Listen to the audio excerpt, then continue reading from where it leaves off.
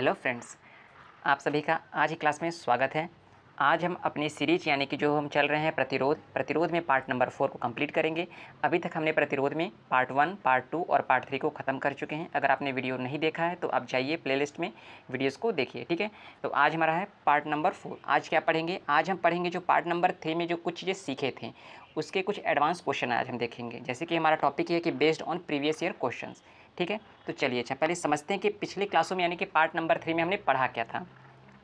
Part number 3 में पढ़े क्या थे कि लंबाई में खींचकर प्राप्त नया प्रतिरोध, यानी कि इससे पहले वाले अगर पार्ट में आप ध्यान से देखेंगे तो लिखा गया, आपको सिखाया क्या गया था कि एक अगर कोई तार है, एक कोई कंडक्टर है, अगर उसकी लंबाई आपको बढ़ानी है तो आपके पास तो दो ही कंडीशन होंगे, या तो आप तार को खींचकर या तो आप उसमें नए तार को जोड़कर बना सकते हैं।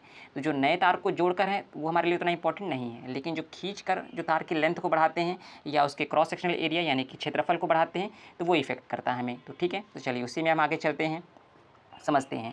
लंबाई में खींचकर प्राप्त नया प्रतिरोध, यानी कि आपको क्वेश्चन में दे रखा होता था कि एक तार का प्रतिरोध इतना ओम है, अगर उस तार को खींचकर इतना लंबा कर दिया जाए तो नया प्रतिरोध क्या होगा। तो आप नॉर्मल सा एक फॉर्मूला इस्तेमाल करते थे, आर न्यू इक्वल्स टू में एन स्क्वायर इंटू में आर ओल्ड, ठीक है, जहाँ पे आर ओल्ड पुराने प्रतिरोध की वैल्यू होती थी और एन क्या होता था, कितना गुना हम खींच के बनाए हैं, ठीक है। तो चलिए इसी तरह क्षेत्रफल में भी यही होता है, लेकिन अब क्या होगा जो है, अगर अब देखा जाए तो अगर आपके सामने मैं एक क्वेश्चन दूं तो क्या आप इस क्वेश्चन को उस वाले फॉर्मूले से लगा सकते हैं या उस पैटर्न से कर सकते हैं। चलिए पहले तो क्वेश्चन को पढ़ लेते हैं। लिखा क्या गया है कि यदि किसी तार की लंबाई खींचकर, सही तो यहाँ तक तो समझ में आ रहा है, 10% बढ़ा दें तो तार के नए प्रतिरोध में कितने प्रतिशत का परिवर्तन होगा। यहाँ से थोड़ा सा मैं डाउट आ रहा है कि ये कैसे कर सकते हैं। 10% बढ़ा दें तो तार के नए प्रतिरोध में प्रतिशत परिवर्तन क्या होगा।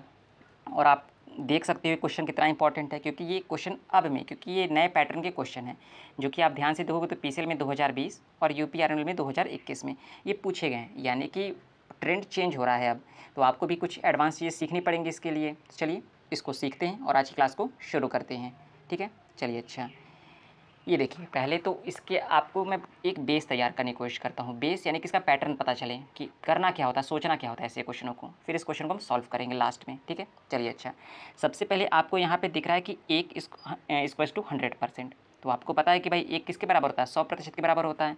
अगर हम यहीं पर लिखें 2 तो आप क्या बता सकते हो कि 200%। अगर मैं यहीं पर लिख दूँ 1.2 तो आप क्या लिखोगे, 120% लिखोगे। अगर यहीं पे हम 0.8 लिख दें तो आप क्या लिखोगे, 80% लिख दोगे। यानी कि आपको सीधे सीधे पता चल रहा है कि आपने इसको बेस माना 1:100% को, और इसके ही अकॉर्डिंग हम वैल्यू को चेंज कर रहे हैं। अगर हमने यहाँ पे 2 लिखा तो यहाँ पे 200% कर दिया, अगर यहाँ पे हमने 1.2 लिया तो यहाँ पे 120% कर दिया, यहाँ पे हमने 0.8 लिया तो कितना कर दिया, 80% कर दिया, ठीक है। तो चलिए अच्छा, पहले इसके लॉजिक को समझते हैं, यानी कि फॉर्मूले को। आपके सामने देखिए ये है फॉर्मूला। कभी भी अगर आपको प्रतिशत में परिवर्तन की बात की जाएगी, जैसा कि आपने क्वेश्चन में पढ़ा था कि खींचकर लंबाई में प्रतिशत परिवर्तन किया गया, अगर खींचकर लंबाई में प्रतिशत परिवर्तन किया गया तो आप क्या करेंगे, प्रतिशत परिवर्तन n² - 1 गुणे में 100। अगर खींचकर क्षेत्रफल में प्रतिशत परिवर्तन किया गया, क्षेत्रफल में और खींचकर परिवर्तन किया गया तो प्रतिशत परिवर्तन क्या होगा, 1/n² - 1 गुणे में 100। ये आया कैसे, देखिए सबसे पहले आपको पता था हमारा कि अगर नॉर्मली सब कुछ सही रहता और पुराने ही पैटर्न पे क्वेश्चन पूछा जाता तो आप क्या करते कि आर न्यू बराबर में n² गुणे में आर ओल्ड करते, यानी कि हमारा जो ये नया रजिस्टेंस है किसके प्रोपोर्शनल है, हमारा n² के है। इसलिए जब कभी भी लंबाई की बात करेगी तो आप क्या करोगे, यहाँ पर देखो n² - 1 कर देंगे, ठीक है। और क्योंकि अगर क्षेत्रफल के लिए बात की जाए तो आपको पता था कि आर न्यू कैसे निकालते थे आप, खींचकर अगर लंबाई बढ़ाई गई है तो आर ओल्ड बटे में n² करते थे, यानी कि जो हमारा आर जो था वो किसके था, इनवर्सली प्रोपोर्शनल टू 1/n² था। तो इसलिए हम क्या किए यहाँ पर 1/n-1 कर दिए। देखिए ये आया कैसे, इसका पैटर्न क्या है। तो अगर इसको आप सीधे सीधे याद कर लेते हो तो आपको आसानी होगी, लेकिन अगर आप देखो ये है एक तरह से हमारा मैथ बेस्ड क्वेश्चन है, अगर आप इस पे मैथ पे जाओगे तो थोड़ा सा ज़्यादा डिटेल हो जाएगा, लेकिन इतना हमें करना है क्यों, जब चीज़ें हमें आसानी से अगर हो जा रही हैं तो कठिन क्यों करना क्वेश्चन को, ठीक है। हमारा काम है ये कठिन को आसान बनाना। तो चलिए आगे चलते हैं, यानी कि हम ये सीख गए और ये हमें सीधी सी बात है बहुत इंपॉर्टेंट है, चाहे तो आप इसका स्क्रीनशॉट भी रख के लिखते हैं या नोट्स तैयार भी कर सकते हैं, ठीक है। चलिए अच्छा आगे चलते हैं अपने क्वेश्चंस पे। क्वेश्चन क्या है, अभी पढ़े ही थे हम कि यदि किसी तार की लंबाई खींचकर 100% बढ़ा दी जाए तो तार के प्रतिरोध में एक चीज़ मैं और नोट करवाना चाहूँगा आप लोगों को, ठीक है, कि जब कभी भी, क्योंकि प्रतिशत परिवर्तन यहाँ पर होगा, तो या तो प्रतिशत वृद्धि होगी या तो प्रतिशत कमी होगी, कुछ तो होगा ही यहाँ पे। अगर कभी भी अगर आपका प्रतिशत वृद्धि है यानी कि आपका आंसर क्या आएगा, पॉजिटिव में आएगा। और कभी भी परसेंटेज कमी की बात होगी, ठीक है, तो आपका आंसर किस में आएगा, निगेटिव में आएगा, ठीक है। चलिए अच्छा, अब क्वेश्चन पर आते हैं।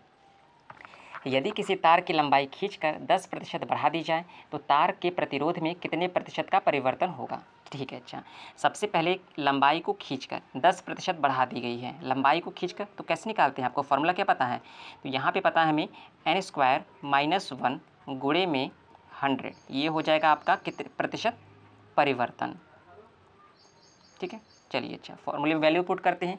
यहाँ पे अगर हम सबसे पहले पता करें n है क्या हमारा, यहाँ पर n तो यहाँ पर सीधे सीधे 10 को तो लिख नहीं सकते हैं हमारा। देखिए पहले n कितना था हमारा, पहले n था हमारा, अगर मान लेते हैं 1, तो अब हमारा क्या हो जाएगा, n कितना हो जाएगा हमारा 1.1 हो जाएगा। अब ये 1.1 कैसे आ गया हमारा, क्योंकि देखिए 10% बढ़ा दी जाए, अगर हम कहें कि अगर 1 की वैल्यू 100 है तो 10% बढ़ा देंगे तो कितनी हो जाएगी 110, यानी कि आप इसको 1.1 भी लिख सकते हैं। तो इसलिए यहाँ पर आप n की वैल्यू 1.1 रखेंगे। क्यों, क्योंकि जितनी भी वैल्यू आपको बढ़ा के बोली जाए कि 10% बढ़ा दिया गया, 20% बढ़ा दिया गया, तो आपको वैसे ही लिखना है n की वैल्यू। ठीक है, तो यहाँ पे हम n की वैल्यू क्या लिखेंगे, 1.1 का स्क्वायर -1 और ये ब्रैकेट और ये 100।